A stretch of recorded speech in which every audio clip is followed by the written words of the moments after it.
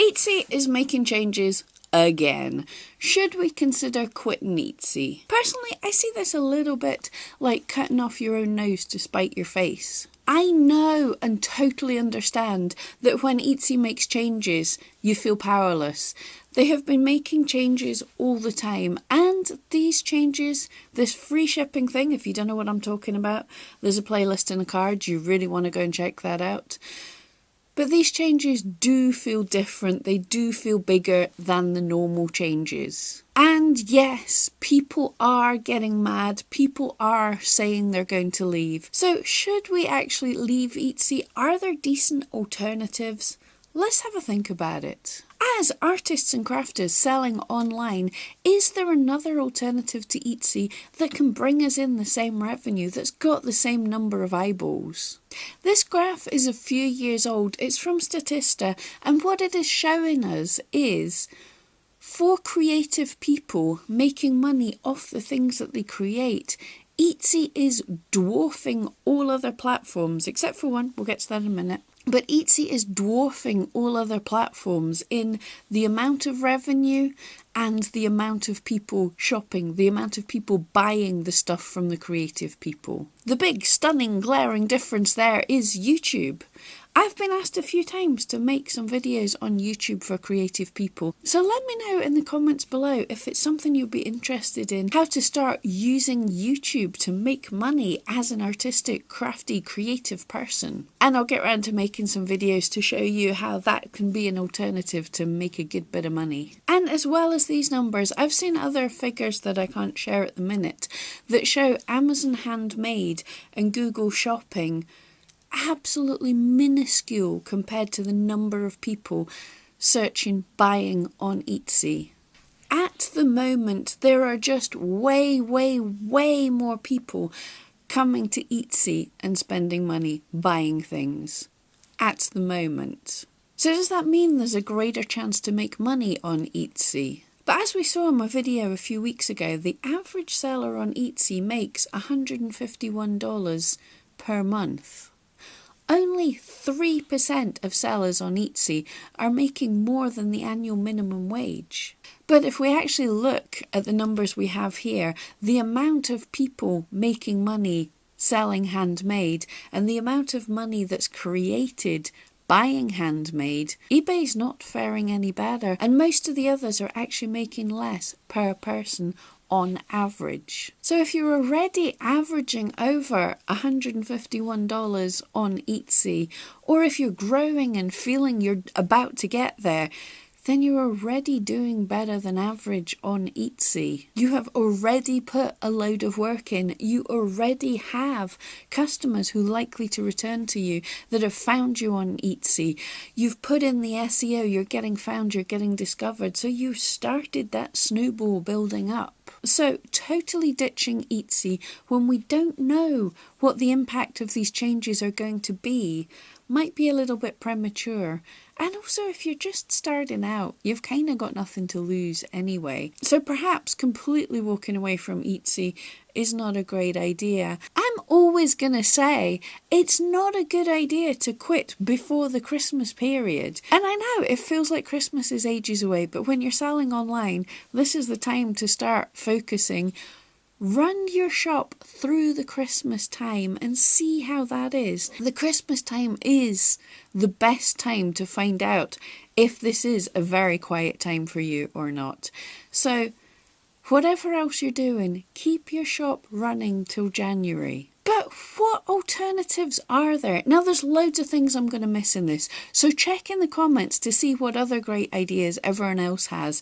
Pop down what platforms you use that you're super happy with.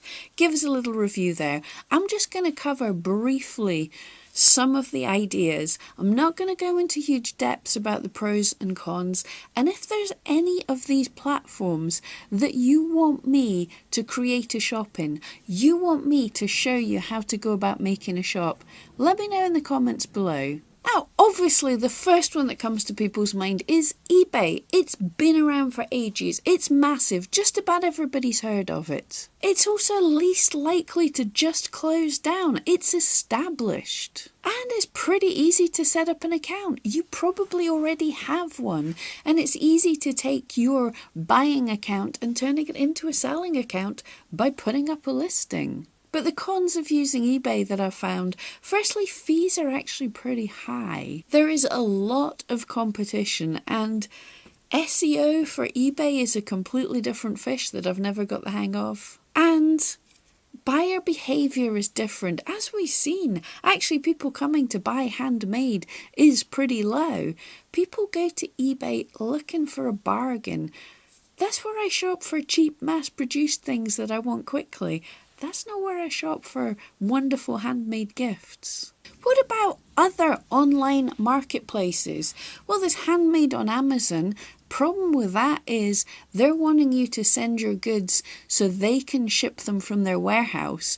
And I've heard stories that their warehouse is not particularly the best environment for your handmade goods to be sitting in. There's Artfire. This is something I hear a lot of sellers talk about. I've never actually heard of anyone buying from there though. Big Cartel has free for 5 products a month. Bonanza, Dewanda, Folksy, which is mainly for the UK.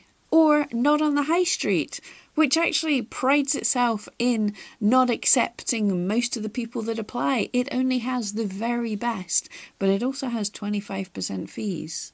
Store Envy is free, and Zipit allows you to import your Etsy listing so you can sell on several platforms at once. I've heard AC More is about to integrate with Zipit, so we'll see how that turns out.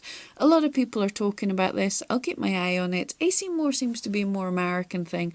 I don't know anyone that's heard of it outside America. Although I'm sure in the comments below, plenty of people will tell me I'm wrong. All new places will have a learning curve. You've got to learn about their SEO. You've got to learn how to set up listings. And the fees will be very different across different platforms. But it doesn't hurt not to have all your eggs in one basket.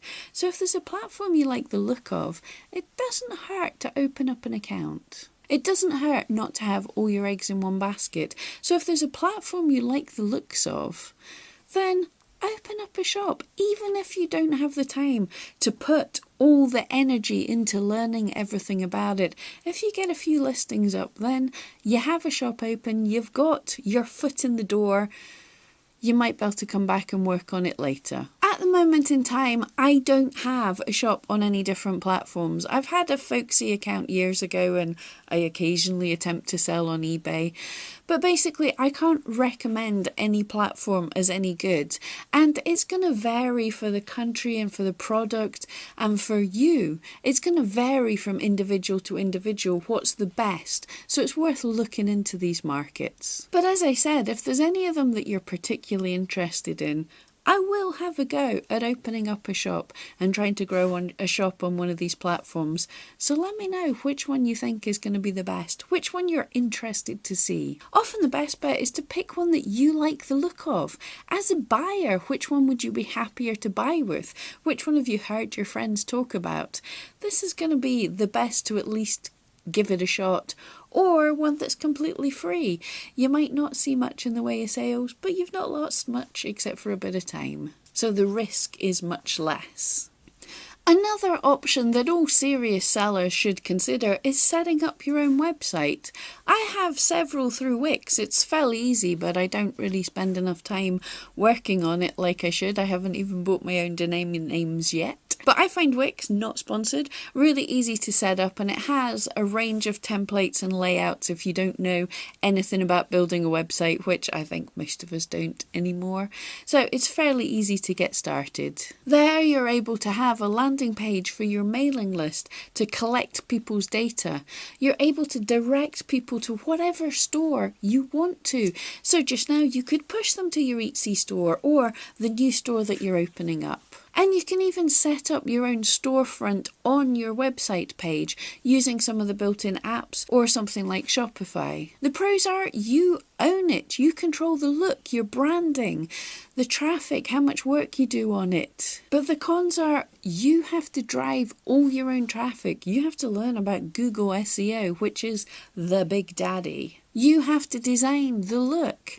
Branding is a big deal.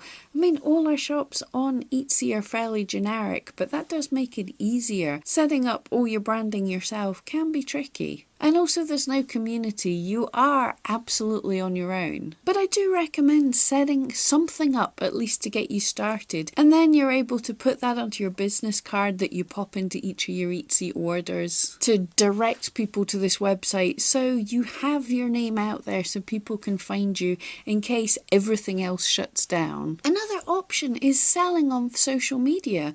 If, for example, you're very active on Facebook, then that's a platform that you're on. You're enjoying spending time there. It can be a good thing to try either directing traffic to your shop, your Etsy shop or whatever other shop you choose, or you can try selling directly on Facebook, either on a page you've grown or on Facebook Marketplace. A pro of this is it's another place and it's a platform that you're already hanging about on. It's somewhere where you can gather followers like a mailing list. People are all in one place that you can communicate with. But reach is hard on these platforms. It can be hard when you put up a post, even with thousands of followers on a page.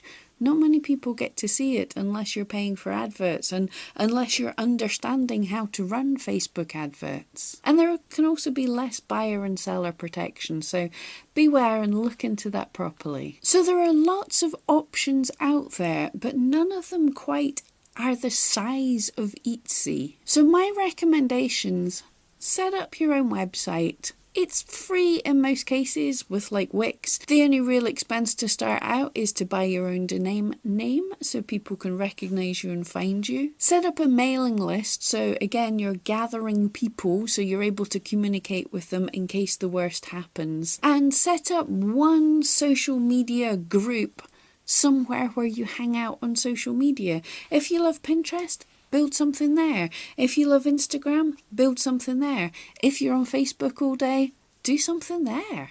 Mention these places in your message to buyers, your automatic message to buyers on Etsy, and or drop in a business card when you're shipping out your orders. A place like Vistaprint can be really cheap to get a whole load of business cards, so it's a good thing to do that before the Christmas rush. Work out a strategy for creating regular, interesting content across all of these platforms without creating yourself a whole lot of extra work.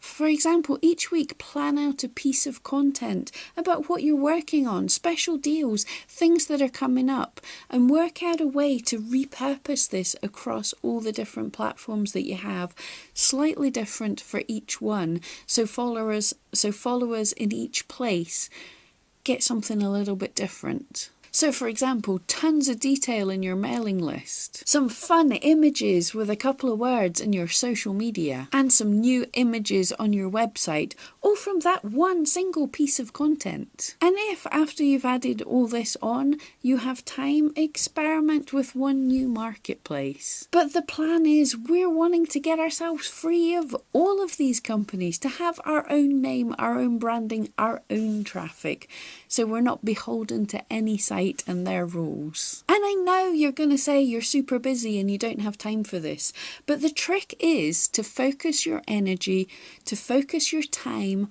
on the things that are giving you the best return for that. It's an old adage that 20% of your time gives 80% of your results. 80% of your time is just busy work that's a bit of a waste of time. So, for example, although it's super important to look at your shop statistics on Etsy, so many people are gazing at these constantly. They get up in the morning and they're looking at their daily stats and then freaking out and going on forums commenting about how it's not been updated, looking 5, 6, 7, 10, 12 times a day at these stats and doing nothing with them other than going, their stats. Much better if you plan into your schedule either weekly or even better, a monthly deep dive into your stats for an afternoon and do something constructive with what you see, and the rest of the time, don't even look at them. Spend more time taking awesome pictures. Rather than spending time handwriting cute notes to the few customers you have, stuffing your boxes full of goodies, spend time on the stuff that's important. Great photographs can be shared across all your social media, can advertise your items in your Etsy shop, and are the things that other people are going to share as well. So prioritise that over all the little cute things you're planning. If you're spending a good amount of time queuing in the post office, look at alternatives to free up your time. Can you click and drop? Can the post office pick up from you? Is there a better way you can be doing this? If you think of streamlining to free up all this extra time, it means you can grow and you're aiming to leave Etsy rather than freaking out and thinking Etsy is your most important thing. It's what you have to do, and if things change, that's terrifying. Think of it as using Etsy. You're making use of them to grow your brand, to get off the platform soon. So I hope that helps a little bit calm down the freak out. Etsy isn't a bad platform, but we don't own it and we can't control the changes. But it doesn't mean we have to leave it. It's the biggest platform out there. It's given us the biggest opportunity, but it shouldn't be our only focus. Let's use it to grow till we don't need it anymore. So don't forget, click on my wee face to subscribe.